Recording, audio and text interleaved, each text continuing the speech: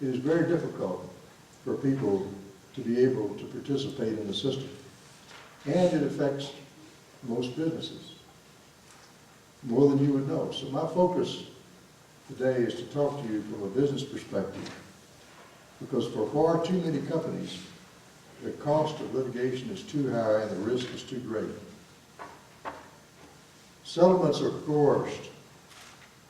That's the view of the business community. Payments to many that are excessive or not justified, all because it is more costly to go through the trial system. It's something that happens all too frequently, and you can imagine putting yourselves in my shoe going into the client, or any general counsel going into the client, and telling them we need to settle the case because it's more cheap, but better business deal to settle the case than to pay somebody that you know is not justified payment. You're making a business decision. But basically, every time that happens, the system is undermined. I think one thing that I've mentioned before to people that may be a little bit of surprise, if you look at, and I'm not speaking here today for ExxonMobil, I'm really speaking for myself, but I do want to give you a figure that kind of puts things in perspective about the cost of our system. If you look at ExxonMobil, you see it here throughout the United States, and it's one of the largest companies in the world.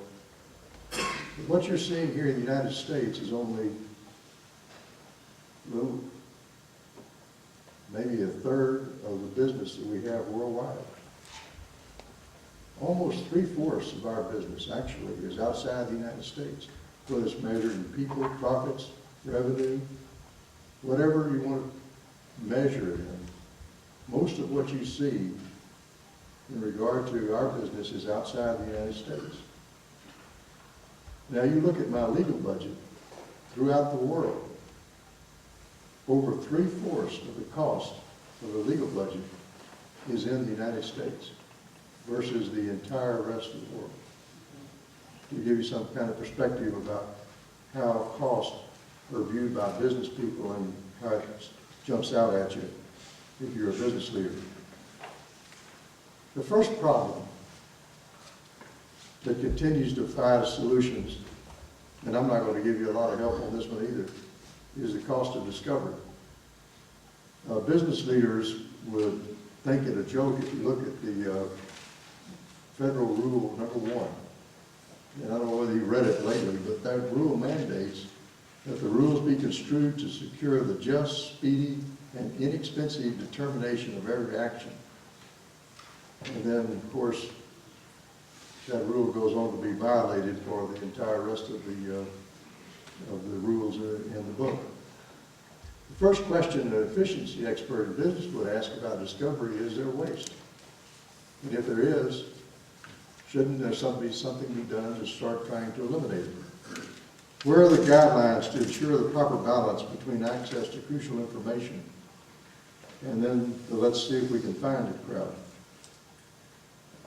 We know the cost of discovery alone is being used to coerce settlements. The popular pursuit now of sanctions, particularly in weak cases, is adding cost and, again, leading to coerced settlements.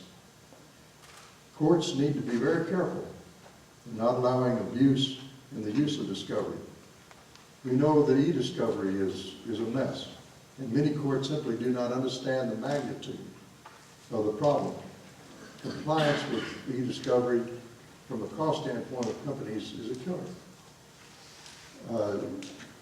If, for example, someone said told me we need to keep your backup tapes for a year, it would cost us $1.5 million just to maintain the backup tapes for a year.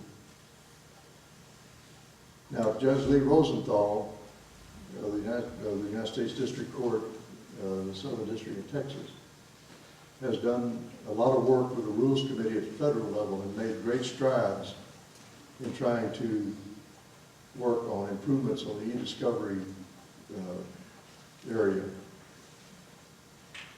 And I commend to you some of the things that committee has done. But like it or not, courts need to take more control. No one likes to hear that, but you need to monitor discovery more closely to minimize costs, but still, of course, allow the necessary access.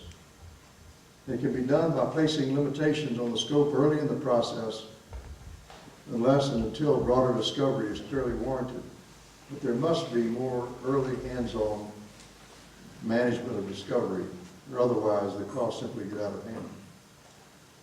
And the discovery rules alone can't do it. And we need more appellate guidance, rather than just leaving it up to the discretion of trial judges, which often produces uneven, unpredictable results.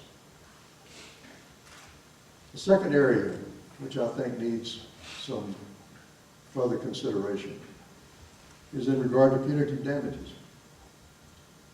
Businesses think it's fair to demand of the system a workable, understandable framework for when punitives can be awarded and the parameters of the amount.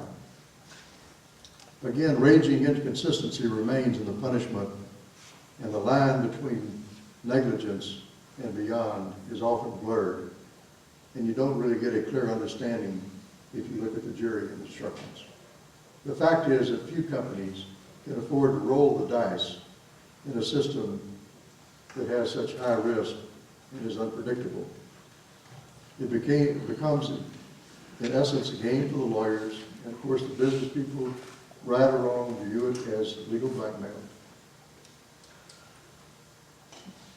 But it's not enough to say that the appellate courts will take care of it, because what is missing in that equation is the immediate effect that a big punitive damage case has, even if you know that you're going to get it reversed on appeal. The immediate effect on the company can be devastating on the stock value, the effect of the credit ratings, which would call in loans. You may not be able to make the bond in order to appeal it.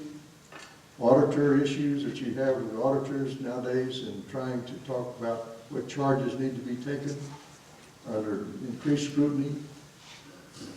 And the public affairs, of course, aspect is a nightmare.